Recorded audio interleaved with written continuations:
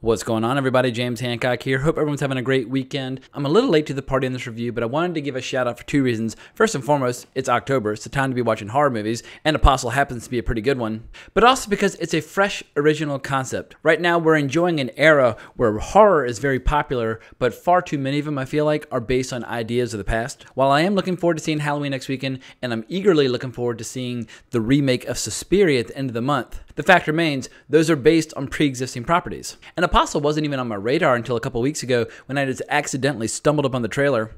And while I knew Gareth Evans had an interest in horror because he was one of the contributors to VHS 2, mostly I know him as the director of the two Raid films. And as badass and amazing as the two Raid movies are, I mean, they feature some of the best martial arts of the last decade, there was nothing I saw in either of those movies that made me feel like this was a director who might deliver a really solid horror movie.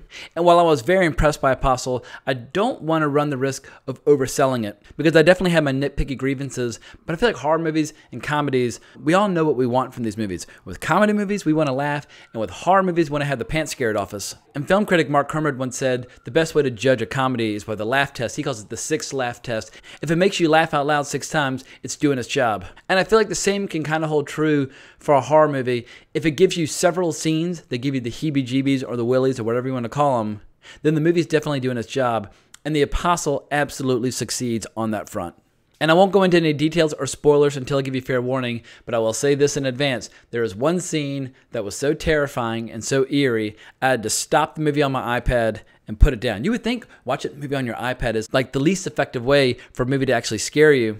But I actually find it, strangely, to be the most effective, because when I'm in a movie theater, I'm too aware of the people around me. They're on their phones or they're talking. I'm basically being taken out of the movie.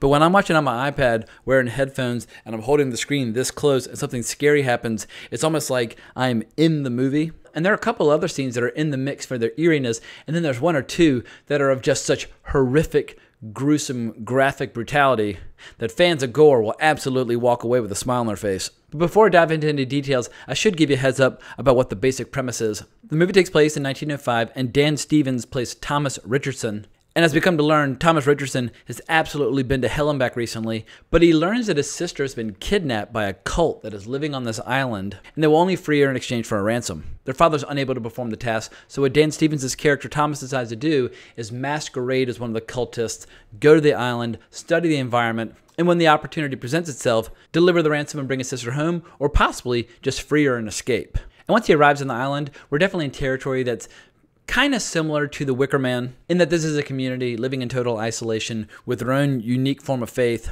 Michael Sheen plays Prophet Malcolm, their leader, and a lot of the things he says, like with many cults, ring true. One of his foremost beliefs is equality. He's basically trying to build this utopia on this island.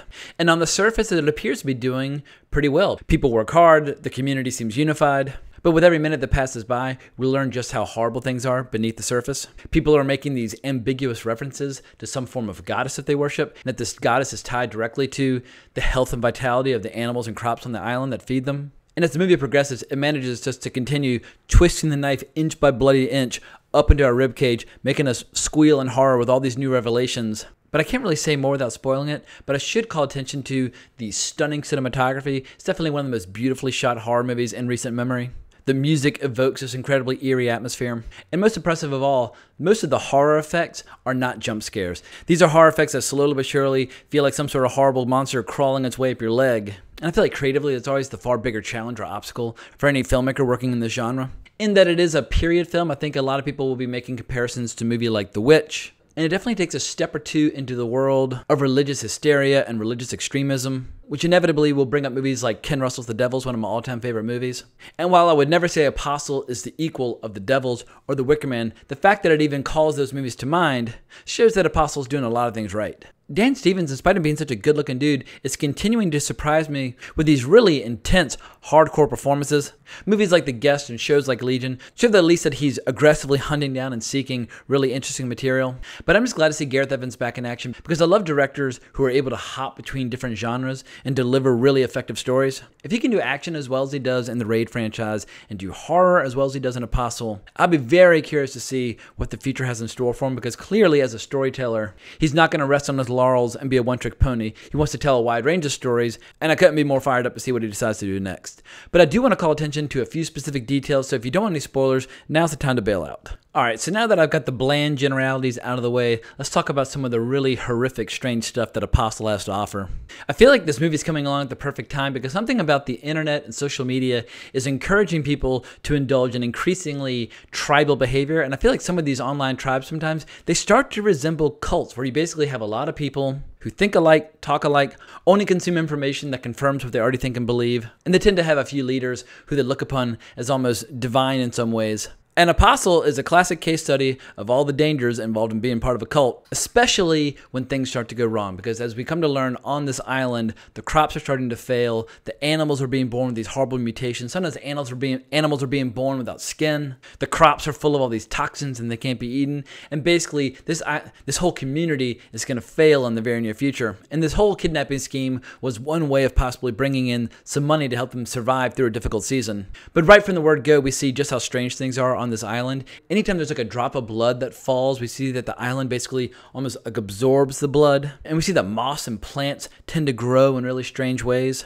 And it doesn't take us long before we see this apparition basically floating around the island, because as it turns out, there's an actual deity, a goddess, who lives on this island. And some convicts who have been sentenced to death for being traitors to Great Britain had basically heard her voice, and they've come to this island to build a community worshiping her. But as it turns out, she's more prisoner than goddess, because they basically have her chained up in a basement and they're force-feeding her blood. And when they force-feed her blood, it helps make the island bloom.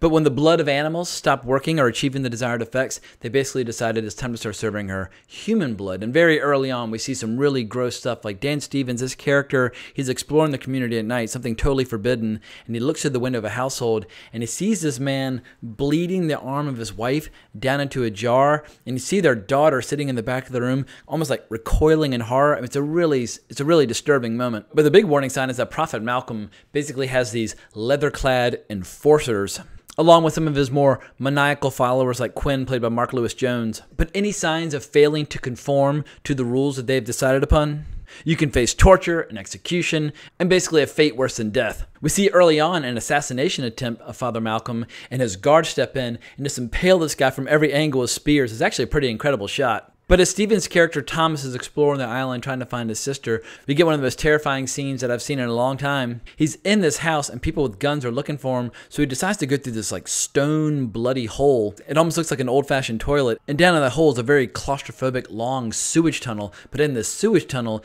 it's blood and body parts and dead animals, and it's an incredibly claustrophobic scene already as he's kind of digging through the tunnel, when suddenly we see what looks like a skull floating to the surface. But as the skull floats to the surface, it just keeps rising up and up and up, and we see that it's this like old hag lady, and she's like, ah!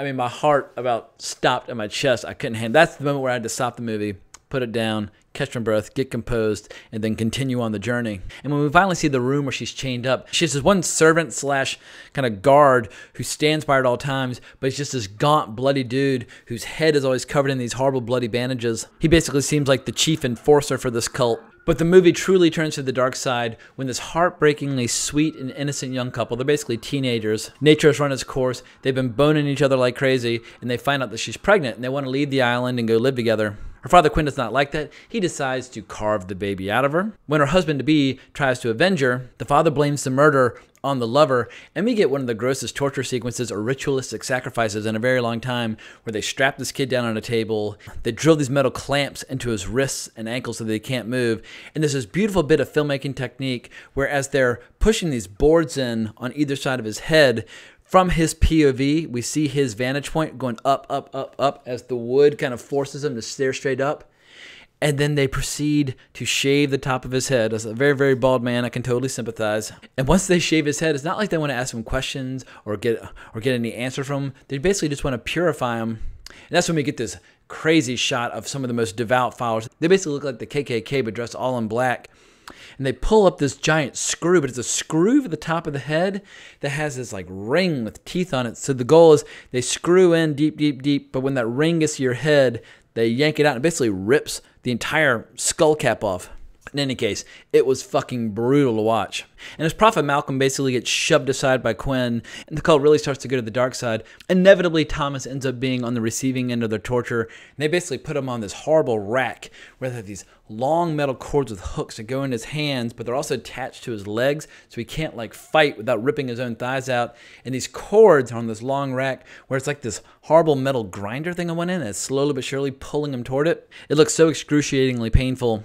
And as the grinder starts to rip the fingers off his hand, it does allow him a brief window of opportunity to escape and get some much needed payback. And in that, we've seen what this cult is capable of. I actually got strangely euphoric as he goes on a rampage trying to get some revenge, because as we've seen, he's gone through some pretty horrible stuff in his own background. He went to China a long time ago with his parish trying to spread the word of God. Some people weren't so keen on it and ended up branding a cross onto his back. He's definitely experienced some hardship, and he's definitely ready to fight back, because as we see, this goddess, she is ready to leave this world. She's been tortured and drained so much. She's ready for this to come to an end, and she basically encourages Thomas Richardson to set both her as well as the community ablaze. Luckily, his chief ally in his struggle, Andrea, played by the lovely Lucy Boynton. And I should say Lucy Boynton is particularly good in this. She plays the daughter of Prophet Malcolm. Her performance really stood out. But as the movie's drawing to a close, I was worried that they would do one of those kind of happy endings where the status quo is restored and everybody escapes. And I was thrilled to see that Dan Stevens, his character, starts to die from his wounds that he suffered at the hands of Quinn. They have a pretty brutal knife fight to settle things. Basically, Dan Stevens is disemboweling him, while at the same time, Quinn is repeatedly jabbing a knife in his side. Finally, the girls step in to help. They wrap a cord or a chain around Quinn's neck, so he's being choked and disemboweled all at once while fighting back. Is absolutely bananas. But as Prophet Malcolm and Thomas are sitting on the hill watching the good guys escape at the end, Thomas leans back and the island basically starts to absorb his blood, and all these vines and tendrils start to go into his body, and we see his eyes changing colors, and we see that he's basically going to be Saturday night in New York. There's a lot of cars honking. We basically see that he's going to become the new deity at home on this island. So all around, I would say it's a really cool movie, but it falls short of being a truly great one. If you want a truly great movie about cults and religious hysteria, Ken Russell's The Devils can't be beat. So I would not place it in the same category as a masterpiece like that, but it does get a lot of things right. The performances are good, the gore is great, the scares are there, the setting's fantastic. There are times where the story gets a little muddy, and sometimes the characters drop in and out of the story inexplicably. At one point, Dan Stevens' character disappears for like 20 or 30 minutes, and you're kind of just confused as to what is the story that we're following. So I feel like structurally, it was just a little uneven or a little hazy at times. But anytime someone wants to make a relatively effective horror movie about crazy cults, I will always be there day one. So I absolutely enjoyed it. If you're a horror fan, definitely check it out. But if you enjoyed this reaction and review, please consider subscribing to my channel. I would really appreciate it. If you want to hear more horror reviews, I'll definitely be reviewing Halloween later this week, and I'll be reviewing Suspiria later this month. But if you want to talk about great horror classics of the past, you can always find me on Twitter at Colrex, or leave me a comment in the comments below. But thanks so much for watching my video. I really appreciate it. And until next time, onwards and upwards.